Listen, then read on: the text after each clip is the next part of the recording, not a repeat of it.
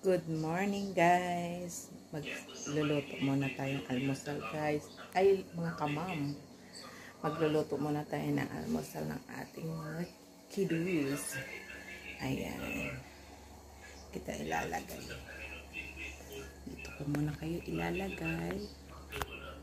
Mga kamam, stop. After dito, pupunta naman ako ng na-glitter. Tapos ko magsain. Mga kamansi. Ganito din ba mga ginagawa niyo sa umaga? Pagkagising. Ay naku, maglilinis. Ang gawain natin mga mami. Yan talaga ang buhay ng mga mami. Pagkagising, linis. Pupunta pala ako ng nais, extra maglilinis ng bahay. Ayos. Extra income. Maglilinis ng bahay. Alam niyo ba, kasi dahil nawala si Mr. Nawala na si Mr. Yan na yan talagang trabaho ko. Extra wala naman ako, diba? Income, kundi extra na lang sa sino magpapalinis.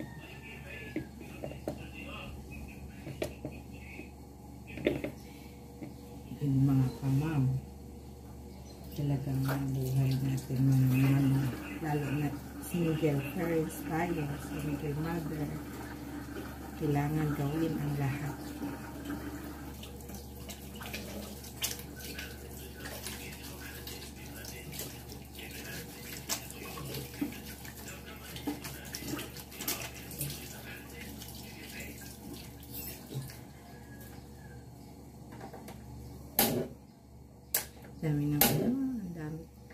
Ang dami ng sira dito sa bahay ko. Hindi ko napapagawa kasi walang papagawa muna.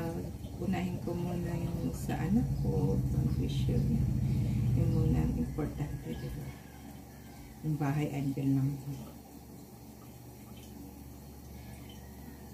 Balik ako kayo, mama. Ito po ay magsasangag tayo. Kasama tayo ng kanin kasi sayang ng kanin. Ang mahal ng bigas. Mahal ng bigas. Kaya huwag magtatapon ng pagkain. Mahalaga nga.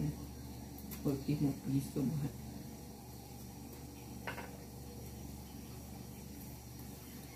Ayun ka, mga mami. Tingnan mo, ang lababo ko. Ang daming hugasin. Ang sisipag ng mga anak ko kasi. Ayan. Kaya magliligpit pa ako after ko nito. Ayan. After sangad, magliligpit.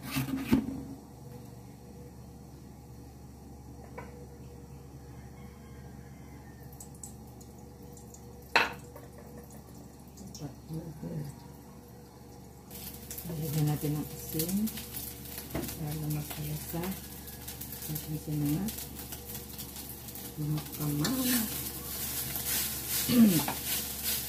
Pero alam niyo mga kamam. Kaya ito sinasagot ko para makain. Kasi pag hindi sinangag ito, hindi nila kakainin na yung bahaw. Sayang ang kanin. Madami pa naman.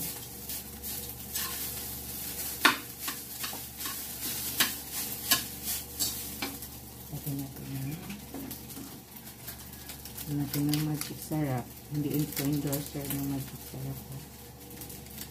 Kunti lang. Para lumakas.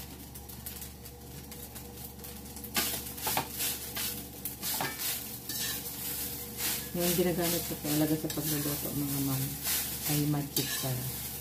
Para din ako mag-ano na sibuyas, bawang. Pero syempre pag nagluluto ako ng ulam, lalagyan pa rin ng bawang.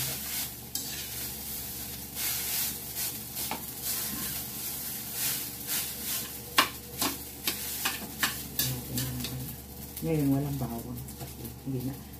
Pandalasan na.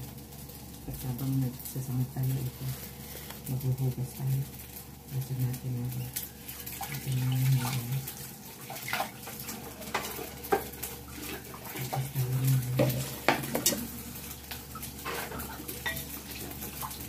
Ano ko pala, katuwang ko pala sa aking nagtatrabaho sa aking pamilya, yung pangalawa ko. Kasi, wala kami pang presyo. Kasi gusto niya mag-siman. Ngayon, siya nagtatrabaho.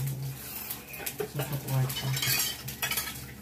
Kasi panganay ang tumutulong sa amin sa pag-tuition. Tumutulong sa pag-tuition. Tuloy ang kanya.